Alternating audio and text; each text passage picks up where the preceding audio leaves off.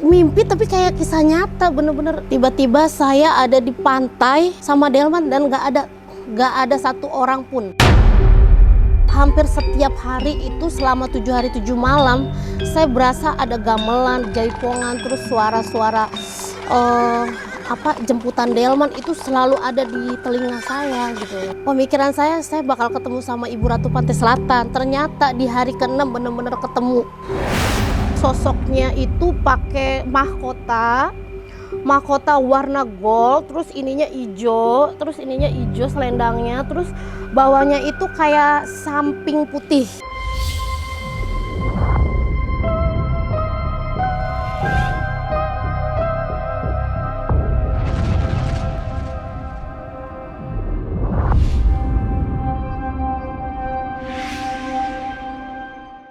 Halo pemirsa Ganjil Misteri, pada episode kali ini kita telah kedatangan selebgram yang bernama Luna Queen. Nah, selebgram ini akan menceritakan tentang kisah horor atau mistis. Selamat datang Kak Luna di studio Ganjil Misteri. Halo, selamat datang. Kak Luna, gimana nih? Kakak mempunyai kisah ya? Kisah Betul. dalam hidup kakak yang mungkin kisah spiritual kakak yang akan diceritain nantinya. Oke. Seperti apa? Jadi udah 1 bulan ini saya dikasih sama guru spiritual saya untuk dikasih bacaan untuk wirid.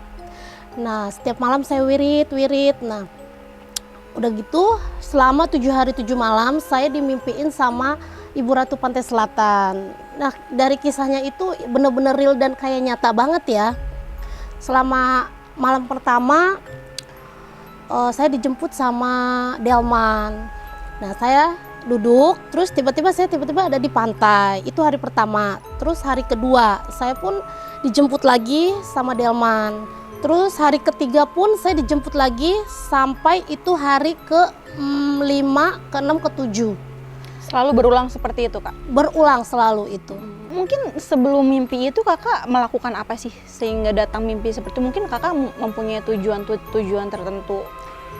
Ceritanya benar-benar sangat merinding banget sih ya, karena di hari itu saya sudah melakukan 30 hari wirid karena dapat dari guru spiritual untuk usaha saya supaya lancar, sehat. Tapi ketika di hari yang ke-31 saya capek kan, terus saya tidur, tapi malam itu berasa kayak merinding gitu, berasa kayak aneh gitu kan.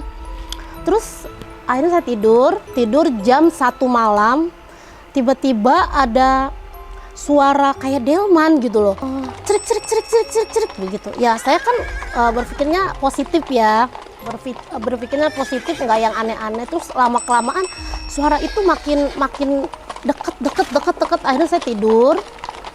Terus tidur, saya kayak ada yang dibangunin. Udah gitu saya ngelihat ada kereta delman. Saya kaget dong.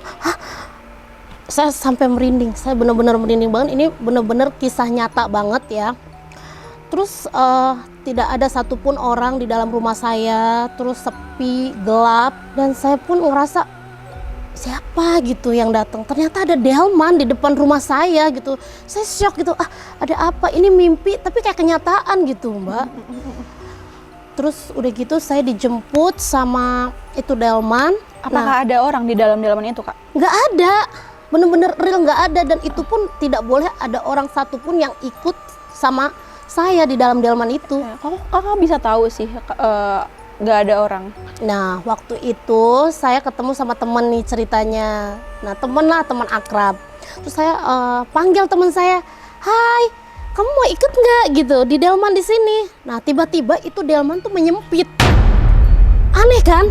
Benar-benar menyempit, tidak ada orang pun, nggak boleh ada siapapun datang duduk bareng satu delman sama saya. Aneh kan? Gambaran delmannya itu seperti apa, Kak? Warnanya putih. Bener-bener semua serba putih ya, terus putih sama gold. Delmannya gold sama putih, terus bannya itu gold. Ya, yang saya lihat ya. Kudanya sendiri ada berapa? Ada 2 ya. Dua itu warna putih, terus rambutnya ada banyak ya rambutnya ya. Kakak masuk ke dalam delman itu tuh ngikutin kata hati apa memang ada yang merintah secara langsung? Ya saya juga nggak tahu, tiba-tiba delman, tiba-tiba saya ada di pantai gitu loh. Kaget kan? Kayak mimpi tapi kayak kisah nyata, bener-bener aku merinding banget ya Mbak Nopi. Kalau inget mimpi itu di hari pertama aku mimpi, tiba-tiba saya ada di pantai sama delman dan nggak ada satu orang pun. Itu perjalanannya sendiri seperti apa Kak? Perjalanan dari rumah Kakak hingga nggak ada perjalanan, tiba-tiba dijemput, tiba-tiba saya udah datang aja. Nggak ada perjalanan terbang atau nggak ada. Saya nggak berasa sama sekali. Itu hari pertama saya mimpi. Ketika sampai pantai ini, Iya. apa yang Kakak lakuin? Duduk aja ya, duduk, dan itu hari pertama nggak ada siapapun ya, saya bingung gitu, dan tiba-tiba saya udah langsung bangun di hari pertama karena kaget, tiba-tiba saya dijemput delman, tiba-tiba saya ada berada di pantai gitu kan, pokoknya ya kaget, langsung bangun, langsung kita astagfirullahaladzim gitu kan. Lanjut ke hari kedua. Hari kedua ini mimpi yang sama atau gimana nih Kak? Hari kedua itu sama, hari kedua sama. Terus hari ketiga juga sama, pokoknya aku selalu mendengar suara degungan, suara kayak jaipongan, terus suara kayak gamelan.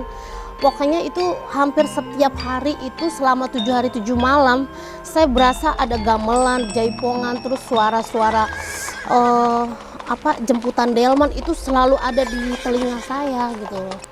Kakak ingat nggak sih jamnya tuh pada saat kakak tidur itu jam berapa? Itu sekitar jam 1 jam 2 malam. Itu mimpi itu berakhir di hari keberapa Kak? Mimpi yang sama itu? Pertamanya dari 1, 2, 3, 4, 5 itu aku sama sekali nggak pernah ketemu sama Ibu Ratu Pantai Selatan.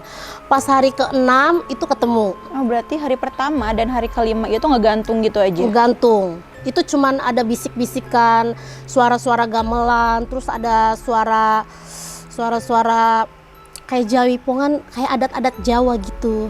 Kak, mimpi itu kan kakak berakhir di pantai, lalu Iya. gitu aja, nggak ada kakak balik lagi dengan delman itu atau bagaimana Kak? Nah, pas hari ke-6 itu saya dijemput, dan itu kayaknya rasanya seneng, gembira gitu. Kayaknya pemikiran saya bakal ketemu sama Ibu Ratu Pantai Selatan. Ternyata di hari ke-6 bener-bener ketemu.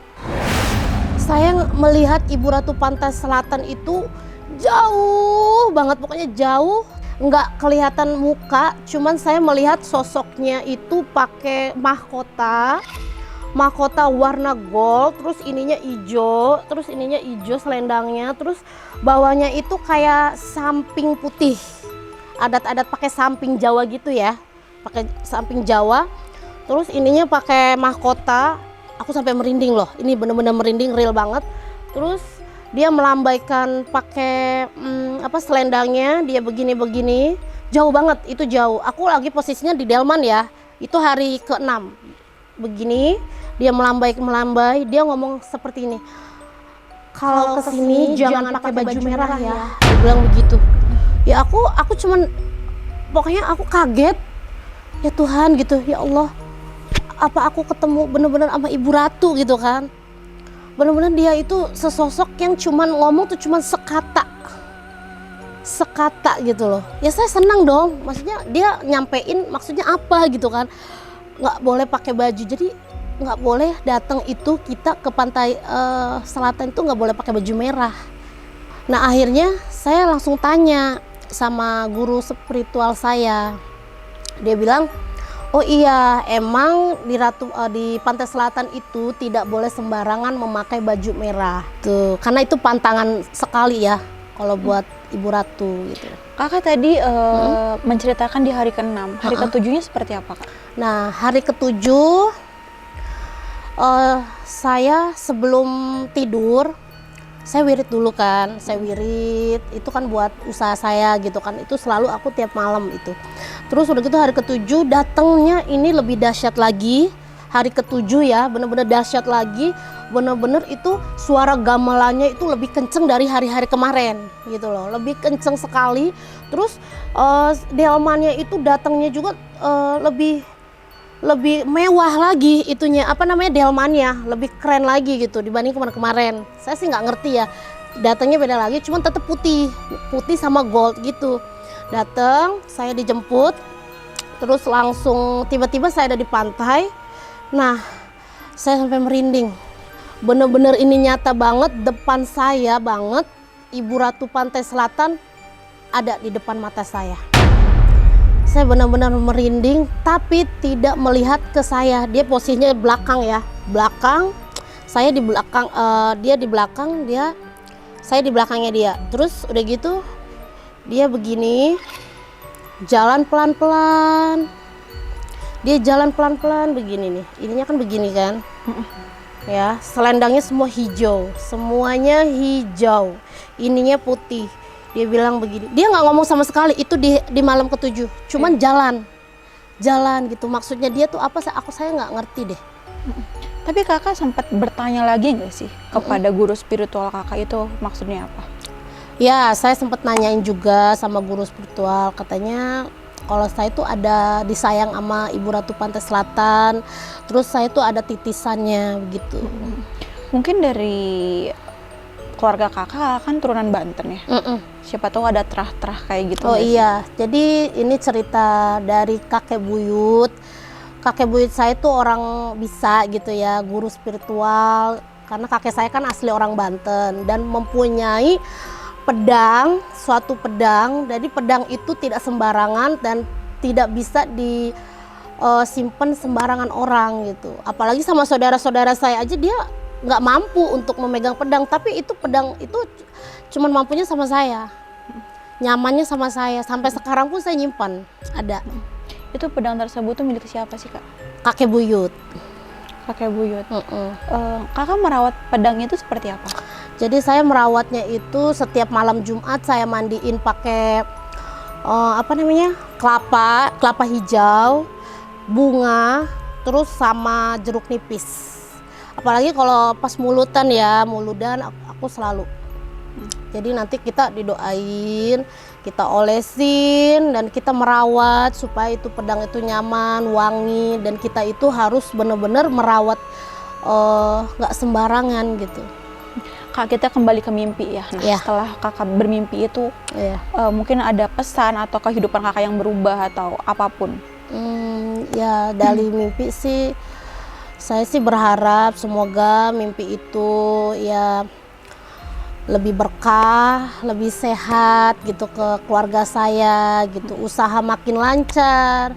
Kita sih berpikirnya positif aja ya.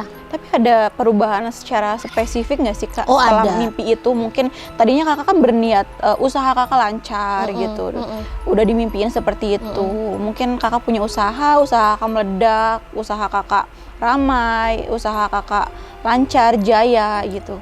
Oh, jadi semenjak saya wirid setiap hari selama 40 hari saya wirid, alhamdulillah rezeki saya melimpah, banyak usaha-usaha saya, juga cabang-cabang usaha saya, salon juga banyak, dan Allah ngasih rezekinya itu luar biasa.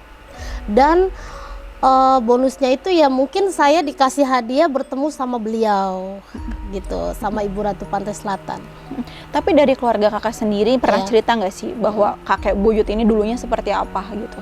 Jadi ceritanya kakek buyut saya kan ada 2 nih, ya kan, itu semua orang bisa. Jadi yang satu itu ya saya juga belum pernah melihat kakek buyut saya yang pertama yang sudah meninggal, belum pernah ngeliat, cuman kalau pedangnya saya yang pegang. Yang kakek buyut yang kedua saya itu juga udah meninggal juga. Tapi semua titik-titisan semua tuh kembalinya ke saya. Begitu. Kak, katanya nih setelah mimpi tersebut kakak bisa menyembuhkan orang. Iya, benar. Itu gimana sih kak ceritanya? Iya. Ya saya juga bingung juga ya, karena pernah saya nih ya di depan mata saya ada orang yang kesurupan, bener-bener kesurupan massal gitu. Saya pernah berucap kan ya begitu, ya Allah kalau saya bisa mampu mengeluarkan gitu, saya akan bantu orang itu. Tapi setelah saya dimimpikan Ibu Ratu selama 7 hari 7 malam, saya tuh sumpah demi Tuhan, demi Allah ya, saya benar-benar nyata banget, saya pernah ngeluarin harimau, terus pernah ngeluarin kuntilanak, terus tuyul. Tapi karena saya bukan spiritual, jadi saya harusnya kan dikunci. Saya nggak bisa mengunci diri saya sendiri setelah saya mengeluarkan itu jin-jin ya. Akhirnya saya nggak kuat, akhirnya saya mutas. Ya dari situ juga saya, ya tuh yang penting saya udah ngebantu gitu kan. Saya udah seneng dari situ juga. Kak, bagaimana kakak tahu itu jin berupa macan, kuntilanak, dan tuyul? Pertama ya, karyawan saya kena, dia ngaung-ngaung, dia mengaung-ngaung begini-begini tuh. Kan beda kan, ya kan? Kalau yang kuntilanak kan pasti ketawa kan, begitu. Kalau dia enggak, dia begini-begini ininya nyakar-nyakar, dia naik begitu. Ketika saya langsung berhadapan diam aja begini, dia langsung diem. Pokoknya ketemu saya tuh dia kayak tunduk gitu. Cuman saya bilang mau keluar apa enggak? Mau keluar apa enggak nih? Saya udah ngomong baik-baik. Udah langsung begini saya bacain. Karena saya ada bacaan juga dari guru spiritual saya. Kalau itu bacain dia, udah begitu bacain dia langsung tidur. Itu awalnya dia kerasukan itu nggak ada yang kuat ya. Karena kan macan kuat banget. Itu dijagain sampai 10 orang nggak ada yang kuat. Nggak ada yang kuat. Pas saya datang dia langsung tunduk gitu. Saya juga nggak ngerti ya kenapa takut sama saya juga manusia. Bener kan? Iya. Nah dari situ saya juga bingung banget. Kak, sosok Bunda Ratu di mata kakak seperti apa? Sosok Bunda Ratu Pantai Selatan itu sosok yang bener-bener cantik banget, bener-bener parasnya bener-bener wangi, berasa wangi melati, wangi bunga, pokoknya segala-gala. Cuman saya nggak bisa melihat dengan nyata mukanya aslinya gitu, karena mungkin saya belum siap kali ya. Ya saya sih pengennya bertemu sama beliau gitu. Tapi setelah itu kakak sempat mendalami nggak sih ilmu-ilmu seperti itu? Kalau mendalami sih enggak ya, belum, karena kan itu wiritan juga emang buat jaga kesehatan, buat usaha, bukan untuk yang macam-macam, untuk memperbaiki diri sendiri gitu loh. Setelah itu katanya nih kakak mempunyai barang-barang koleksi-koleksi dari Bunda Ratu itu sendiri, kayak lukisan, entah barang yang berhubungan dengan beliau. Oh iya, jujur ya, sebenarnya saya dikasih ada juga benda merah delima. Aku sampai merinding loh. Jadi setelah aku 7 hari nih datang ke Pantai Selatan, saya ziarah, saya pulang, saya dikasih merah delima. Ya, batu merah delima itu ada isinya kayak nggak salah 2 deh kayaknya. Ya udah gitu, karena kan saya tasbein takutnya hilang, karena kalau benda-benda begitu kan hilang kalau kita, karena aku udah lama-lama itu saya udah nggak wirid, tiba-tiba emang sekarang udah ngilang, udah nggak ada. Tapi memang seharusnya dijaga dengan wirid-wirid itu ya Kak? Iya harusnya sih ya, kata guru spiritual saya sih itu harus dijaga, harus rajin wirid gitu kan. Dan koleksi saya sih banyak, kayak lukisan tuh ada macan, terus Presiden RI Soekarno, terus sama Ibu Ratu Pantai Selatan. Banyak sih koleksinya. Kak, dari keluarga sendiri seperti apa nih menanggapi kakak yang mungkin kakak cerita nggak sih ke keluarga soal ini? Oh enggak? Enggak. Tapi keluarga pernah ada yang menyampaikan pesan nggak sih?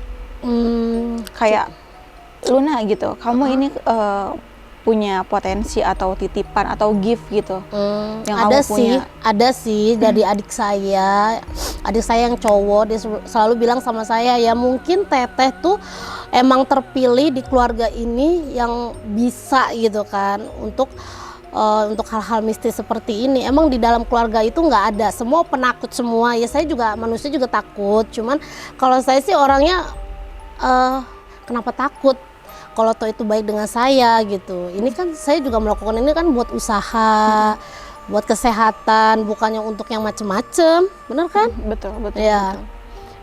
Tapi kakak pernah skeptis nggak sih dengan adanya Bunda Ratu? Enggak sih. Menurut saya sih Bunda Ratu ya saya senang aja gitu. Karena sesosok Ibu Ratu itu mulia banget. Dan walaupun saya belum pernah ketemu langsung sama beliau, tapi saya merasa kayak ada di hati gua gitu loh. Kalau ya, ada nggak sih pesan yang ingin disampaikan kepada pemirsa Ganjil Misteri tentang semua pengalaman mistis kakak? Oh iya, yang penting satu ya, banyak sholat, banyak ibadah, terus mistis itu selalu ada ya, dan real nyata dalam diri saya, karena kisah-kisah mistis itu kembali ke diri masing-masing ya, ada yang percaya dan tidak, tapi menurut saya sih itu benar-benar real dan nyata, karena saya sudah pengalaman banget dan benar-benar depan mata saya gitu loh. Kak Luna, terima kasih ya sudah sharing kepada pemirsa Ganjil Misteri. Ya. Oke, pemirsa Ganjil Misteri, terima kasih sudah menonton tayangan ini. Jangan lupa like, subscribe, dan komen, dan sampai jumpa.